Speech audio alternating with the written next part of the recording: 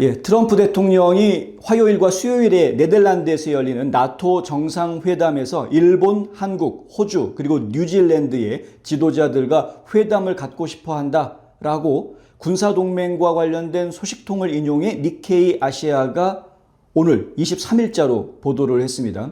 니케이 아시아가 이 보도한 과정을 보면은 조금 좀 어색합니다. 왜냐하면 처음에는 이 제목에 사우스 코리아가 들어가 있었습니다. 지금 보시는 것처럼 재팬 사우스 코리아 이렇게 나오죠. 그러니까 사우스 코리아가 들어갔었는데 똑같은 기사의 제목이 바뀝니다. 사우스 코리아가 빠집니다. 아마 니케이에서 이 기사를 처음 작성을 했을 때에는 이재명 정부가 나토 회의 참석 안 한다라고 발표가 나오기 전에 기사가 만들어졌던 것 같고요.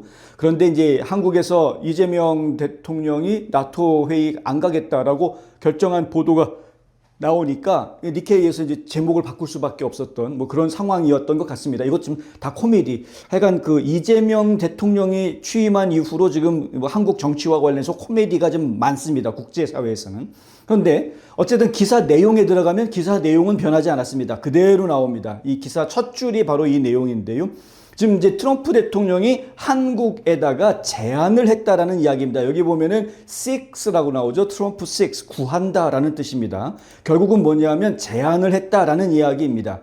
그러니까 한국이나 일본, 뉴질랜드, 호주 이런 지도자들한테 나토 회담 올 거면 거기서 우리 만나서 정상회담하자라고 제안이 들어왔던 겁니다.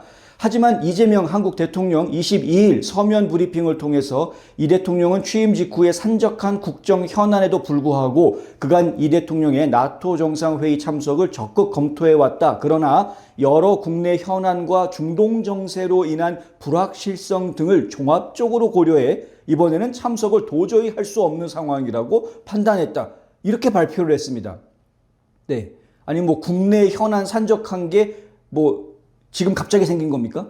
G7 정상회담 가기 전부터 이미 국내 현안은 있었죠. 저희가 이미 예전에 보도에서 말씀드렸지만 아니 국무총리도 지금 임명이 안 돼 있는 상황에서 어떻게 대통령이라는 작자가 나라를 비우느냐 뭐 이런 이야기 좀 들을 수밖에 없는 상황 아니었습니까? 그런데 가지 않았습니까?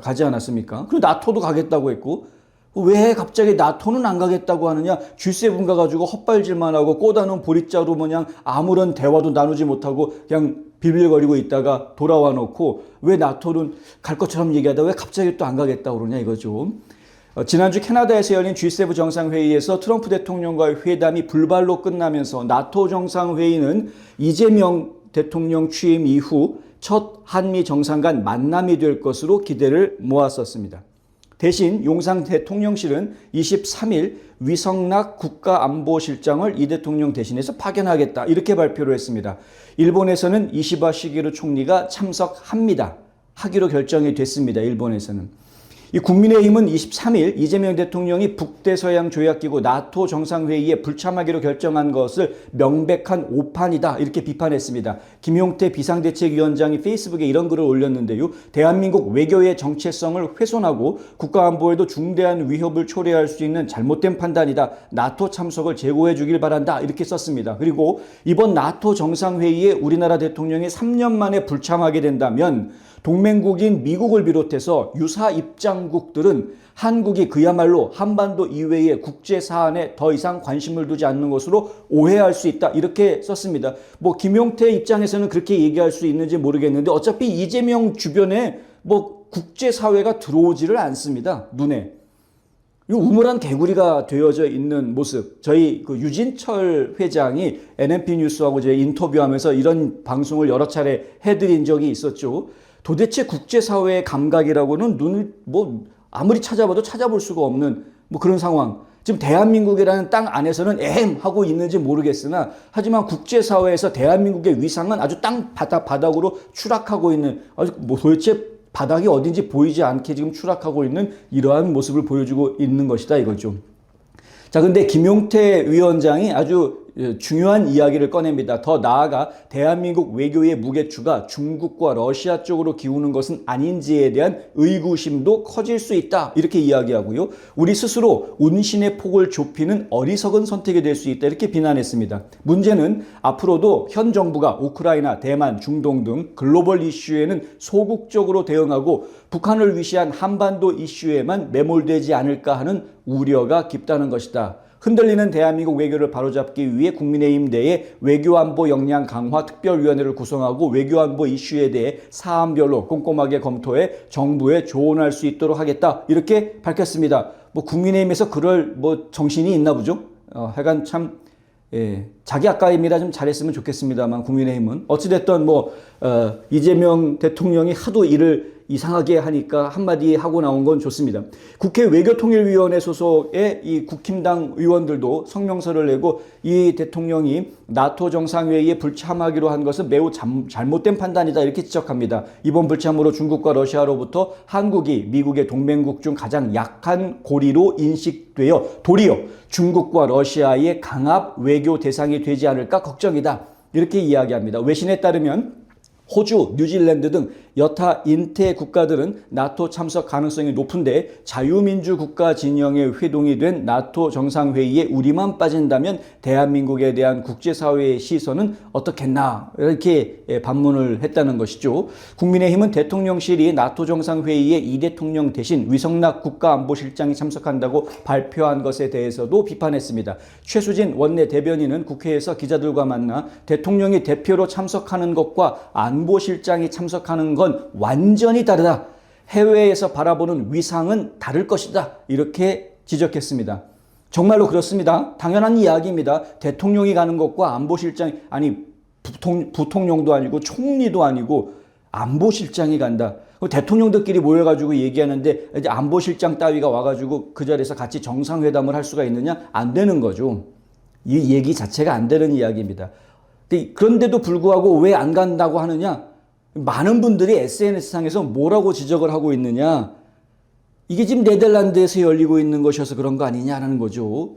국제사법재판소가 있는 곳이 네덜란드인데 이 국제사법재판소가 있는 네덜란드에 이재명 갔다가 이 대통령 대접을 받는 것이 아니고 오히려 이 북한에다가 대북 송금, 불법 대북 송금한 범죄자 취급을 받게 되는 것 아니냐? 그게 무서워서 안 가는 거지? 뭐 이런 비판 글들이 막 올라오는 걸 저희가 보았습니다.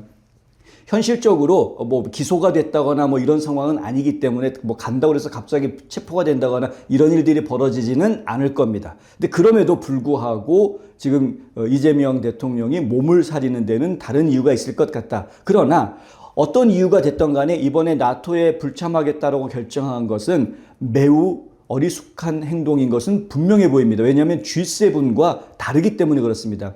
G7에서는 중국 이슈가 본격적으로 다루어지지 않았습니다. 그런데 이번 나토에서는 중국 이슈가 본격적으로 다루어질 예정입니다. 팍스뉴스는 이번 나토 정상회의의 주요 의제들 중 하나가 중국과 북한 문제라고 이야기합니다. 팍스뉴스에서 보도한 바에 따르면요, 중국은 우크라이나 전쟁에서 중립을 주장하면서도 러시아에 현대전에 필요한 전자부품을 꾸준히 공급을 해왔다는 겁니다. 이란도 드론과 기술 노하우를 러시아 측에 제공을 했고, 북한도 군수품 그리고 군사 장비뿐만이 아니라 아예 전쟁에 필요한 지상군까지 지원을 해줬다라는 것이죠. 그러니까 러시아를 위해서 중국, 이란, 북한이 모두 다 도움을 주었다라는 겁니다. 팍스뉴스는 또한 중국과 러시아가 서방에 대항해서 동맹을 맺어온 반면에 이 북한은 점점 더 대담해졌고 미사일 개발을 위한 기술적 노하우를 지원의 대가로 제공받았다. 이렇게 명시합니다. 이는 동방의 파트너뿐만 아니라 서방의 이익에도 심각한 위협이 된다. 그렇죠. 그래서 이 동방의 파트너라는 건 한국을 얘기하는 겁니다. 지금 북한이 신미사일 기술을 자꾸 축적하는 것은 한국 입장에서는 굉장히 위험할 수밖에 없는 거죠. 이미 핵탄두를 보유하고 있는 북한이 초음속 미사일을 보유하게 된다고 생각을 해보십시오. 이건 감당할 방법이 없는 겁니다. 군사협정, 집단 방위, 러시아, 중국, 북한, 이란에 대한 억제를 위한 미국의 개입 등이 주요 논의 주제가 될 것이다. 미국이 어떻게 이 문제에 개입하느냐가 주요 논의 이슈가 될 것이다. 이거죠. 이미 이란 문제에는 개입을 하지 않았습니까? 이란과 이스라엘이 막 열흘간 전쟁을 벌이는 사이에 열흘 만에 미국이 가가지고 폭격을 하고 오지 않았습니까? 그러니까 미국이 이란과 이스라엘 분쟁에 개입을 한 모습을 보여줬는데, 그렇다면 러시아, 중국, 북한은 이렇게 되는 겁니다. 이 문제에 대해서 나토 회원국들과 중요한 오늘 회담을 갖게 된다. 이슈가 지금 북한, 중국이 끼어들어가 있는 회담을 하는 이슈인데 이 자리에 한국 대통령이 빠진다는 겁니다.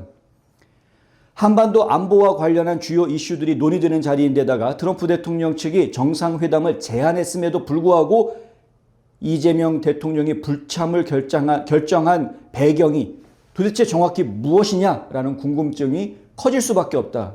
그렇죠?